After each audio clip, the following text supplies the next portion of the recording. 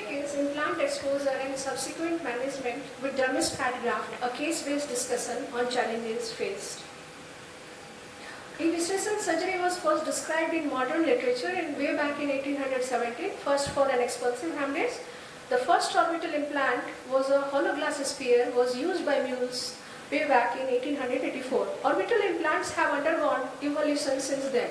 However, there is no unequivocal consensus of the best orbital implant with minimum risk of exposure and maximum prosthetic motility. The surgical technique for evisceration has evolved to accommodate larger implant and to reduce the chance of implant exposure. The implant exposure is the most commonly reported complication of evisceration surgery. There are several indications of evisceration. In my talk, I am showing a case of anterior staphyloma. The aim is to remove the intraocular contents, provide adequate comfort, to replace volume, and to give good functional and cosmetic appearance in cases where it is indicated. There are several techniques described in literature and being done. In our case, we did radial sclerotomy with optic nerve disinsertion, and the same case was later converted because of the implant exposure into 4-petal technique with optic nerve disinsertion. The several factors implicated for implant exposure, like nature of implant, fascicle eye, size of implant, but the least discussed one are surgical techniques and surgeon's skill factor. So our first case was a 26-year-old female who had anterior staphyloma of left eye, who came to us for cosmetic rehabilitation, and we planned evisceration with implant. Our size of PMMA implant was 20, which we wanted to put. So this is basically a video of the whole surgery, 6-minute video. For paucity of the time, I am not running at the point. After post-op 7 weeks, the patient was healthy.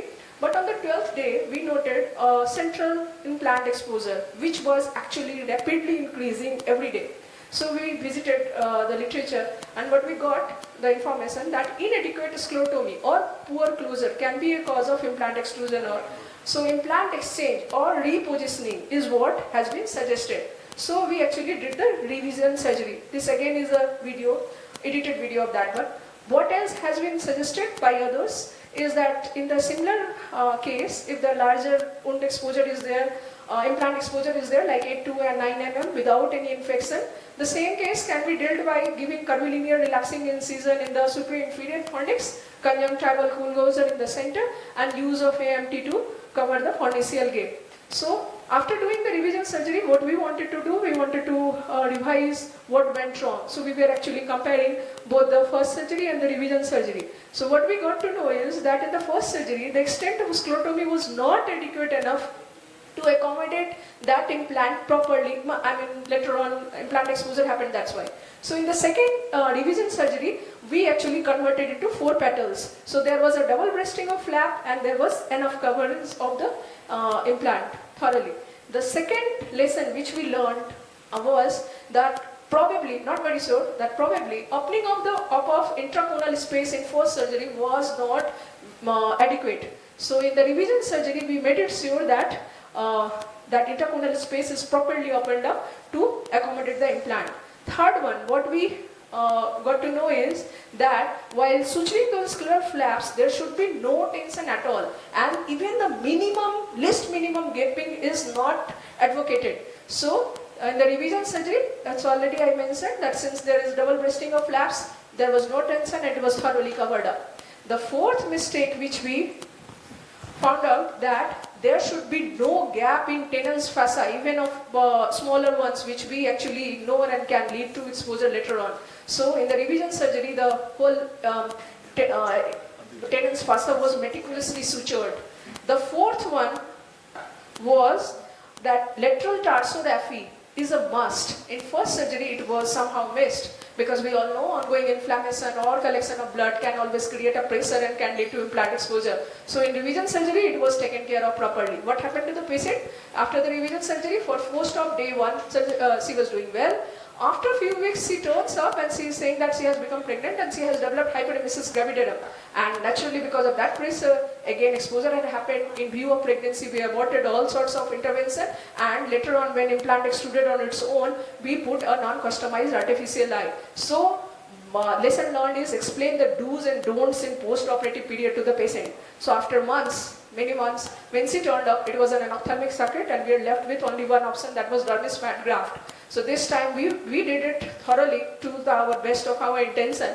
But after recording the surgical technique, once we visited, what was different that while harvesting the graft from the buttock space, since the patient was under general anesthesia, we forgot to put injection lignocaine and adrenaline. We know that it creates a pretty orange appearance and also creates a plane, and also while scraping of the epidermis, it makes it easier for us to thoroughly remove it. Why? Because in literature it said that even a minimal epidermis, if at a microscopic level it's left, it can complicate, can lead to complications. Again, another lesson learned was that monopolar cautery for giving an incision should be kept to the minimum for better graft uptake. Next lesson which we learned, that we should look for intraconal fat globules very diligently if we want dermis fat grafts to be taken up. It's all reported in the literature. Since it was the third surgery in the same patient, we couldn't locate it. Next lesson learned is, for better dermis fat graft uptake, all extraocular muscles, if possible, should be looked for disinserted and attached to the dermis. In our case, we could not do it. So what happened to our patient? Patient was doing very well. We thought that we have done our best and probably will be able to go for an uneventful outcome. But on the fourth day, I got the call, I was out of station, that she has developed some sort of infection on this fornix sutures. So, because it was rapidly developing, we did culture and sensitivity swabs and I had to remove it. On the fourth day itself, instead of 3 weeks, later on, DFG got infected and failed ultimately. There has been a similar case report of dermis fat graft infection described in the literature, though it's rare. So ultimately we didn't do any intervention and the patient was left with an ophthalmic socket. Though there is a ray of hope in such case like socket fillers, but cost is a constraint in our case.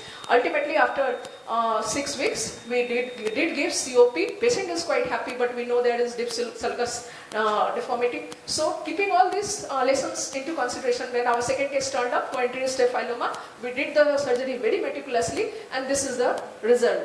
So, what my take-home message is, all surgical steps should be followed very meticulously, and the take-home message is, a larger study needs to be done, taking care of the surgical technique and surgeon's factor to evaluate whether how much this leads to implant exposure. So, more variables should be taken into account. This is my reference article. Thank you. Thank you very much, Dr. Shalini. In the first case, I'm not very sure. What is the correlation between pregnancy and implant exposure? So she developed hyperemesis gravidarum. Every time she vomited, obviously it's creating a lot of pressure. That is the reason. We need to explain the patients do's and don'ts, that if you want a better outcome, she was actually 3 propyle. She had earlier history of multiple miscarriages. So was there some deficiency in the surgical procedure that was done, or just if somebody is vomiting, the implant will get to the best of our knowledge, we did our best. I don't think there was any, it was just, she got pregnant, hyperemesis gravidarum.